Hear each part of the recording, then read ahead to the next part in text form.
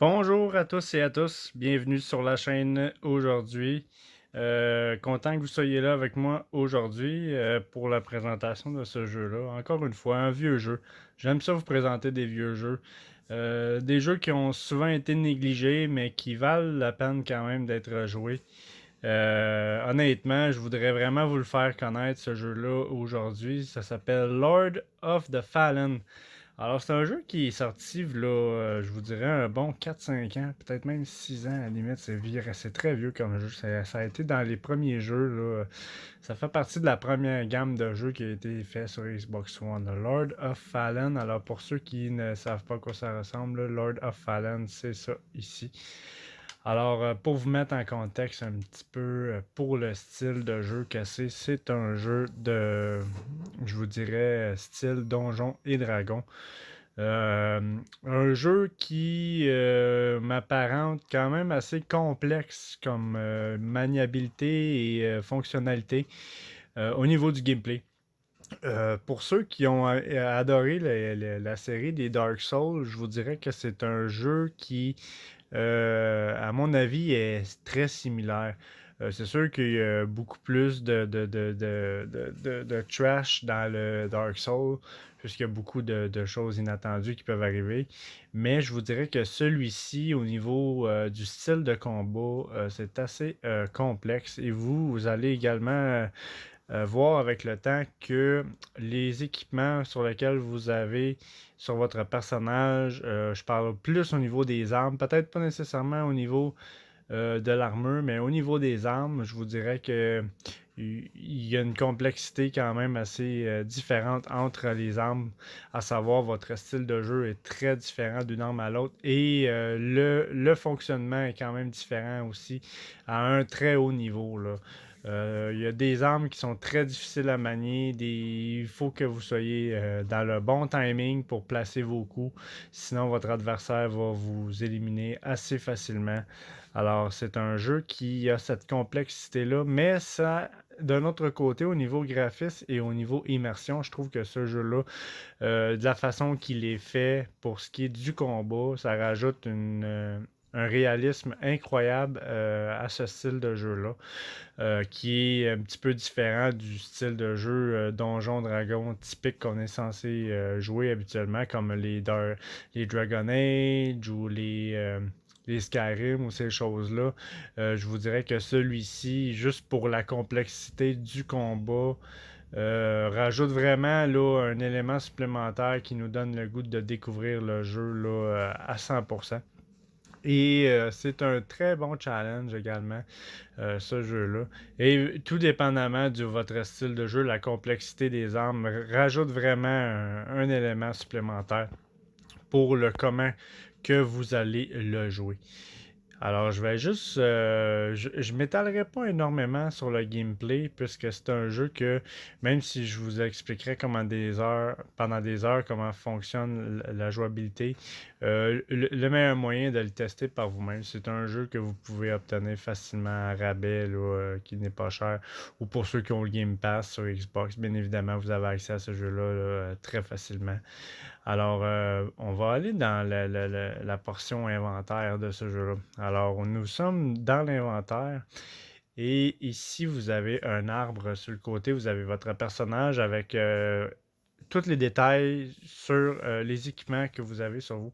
Alors, vous avez ici sur le côté où ce que vous avez votre personnage, dans le bas, vous avez votre expérience actuelle, puisque vous récoltez de l'expérience à chaque fois que vous éliminez une créature. Ça fait partie de la base même de ce type de jeu-là. Vous avez également un onglet qui vous dit le nombre d'armures que vous avez, le nombre de dégâts que vous avez, que vous faites. Vous avez également l'onglet du point de vie, de l'énergie, puisque quand vous donnez des coups avec votre arme, ça vous demande de l'énergie.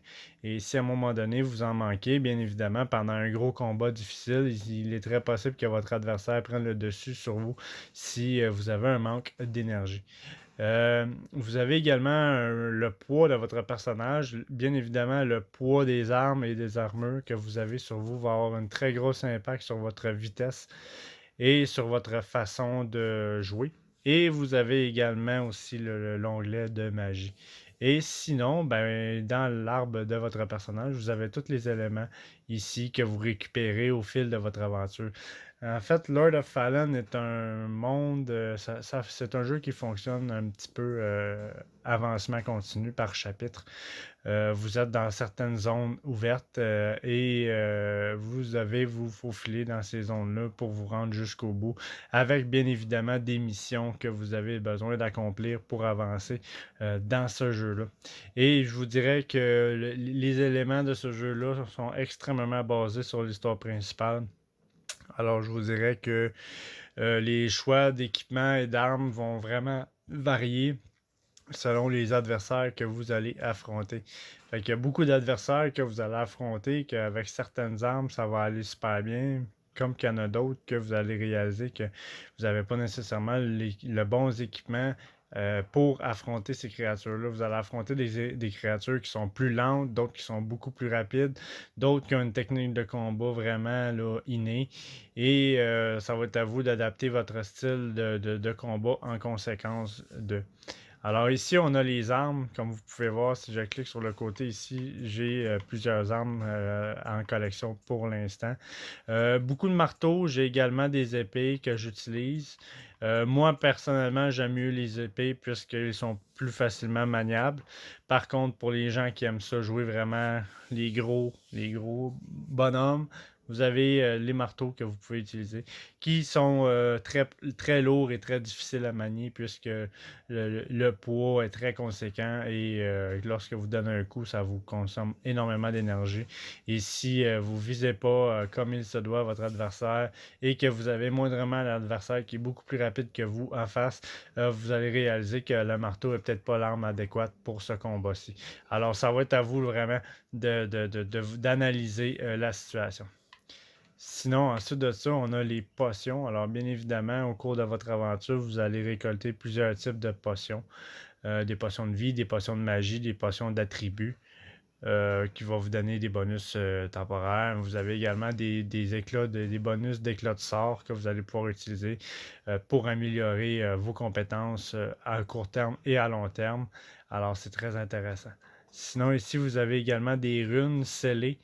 Que pour l'instant, moi, vu que je commence le jeu, je vous dirais que j'ai pas tant d'informations sur ces runes-là.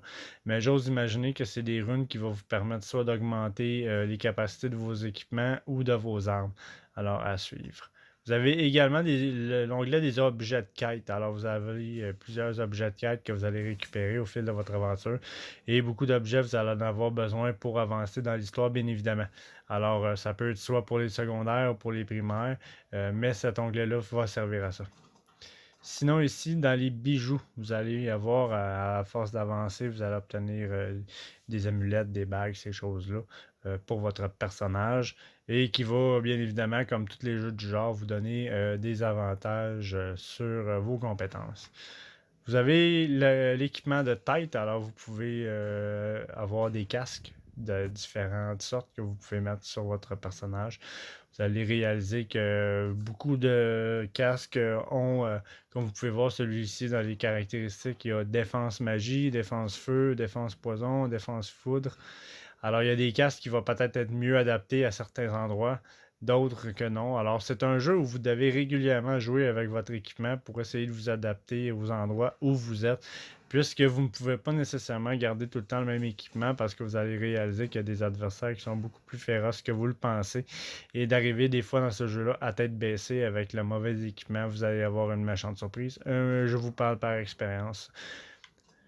Alors maintenant, excusez, on va retourner ici. Vous pouvez également changer votre armure pour le torse.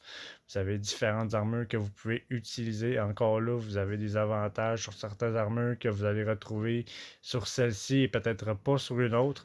Alors c'est bon de vraiment prendre le temps d'étudier ça avant d'utiliser un équipement quelconque pour votre personnage.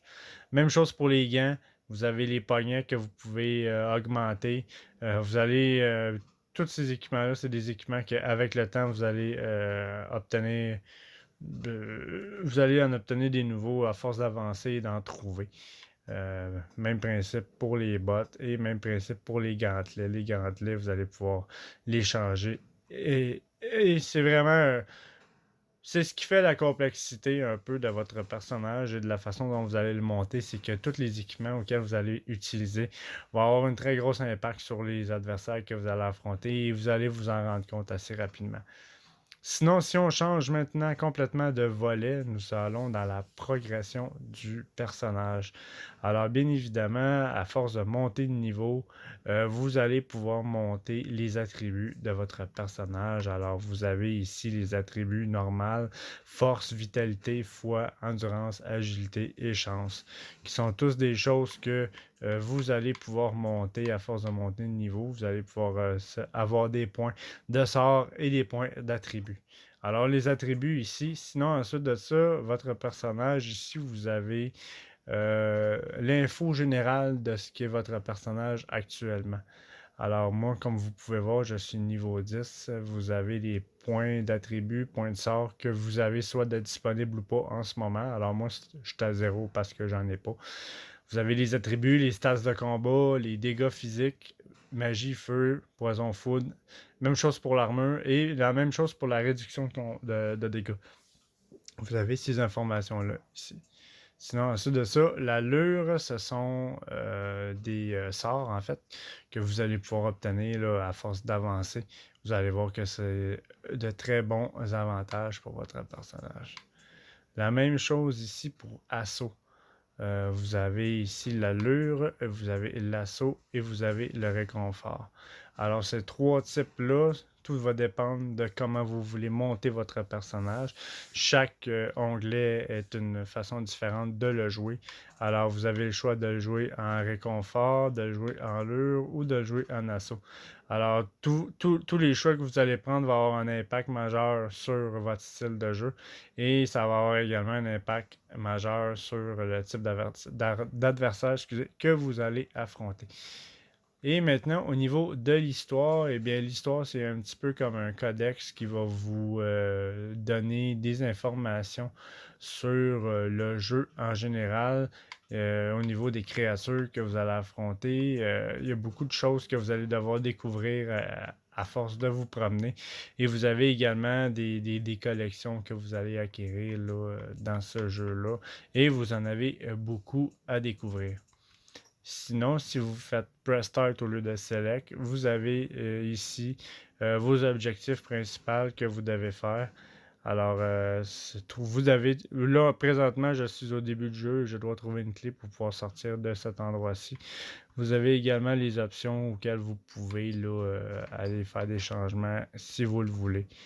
Alors, je vous dirais que en général, Lord of Fallen, un jeu que je suggère pour les gens qui n'ont pas peur du défi. Un jeu qui est d'une complexité quand même avec un niveau élevé, je trouve, pour mon opinion à moi. Pour les fans, comme je disais en début de vidéo, qui ont aimé le style de jeu à la Dark Souls, je vous dirais que ce jeu-là est vraiment semblable. Vous n'allez pas être déçu pour les joueurs qui aiment ce type de jeu-là. Et c'est un bon petit jeu solo qui peut être très agréable à jouer une fois que vous avez compris la mécanique du jeu. Alors, c'est ce que j'avais à vous dire aujourd'hui sur le jeu Lord of Fallen. Ça m'a fait plaisir de vous en parler. Je vous en parlerai plus en détail lorsque j'aurai avancé dans le jeu, si jamais vous m'encouragez à le faire. Sinon, ben, je vais juste tout simplement vous faire découvrir un nouveau jeu là, pour ma prochaine vidéo. Alors, merci d'avoir pris le temps de la regarder. Si vous avez aimé la vidéo, ne vous gênez pas à liker, partager ou commenter. Et gênez-vous surtout pas à vous abonner à ma chaîne YouTube jusqu'à la prochaine découverte du prochain jeu que je vais vous faire découvrir. Je vous souhaite une bonne fin de journée. Merci beaucoup et à la prochaine.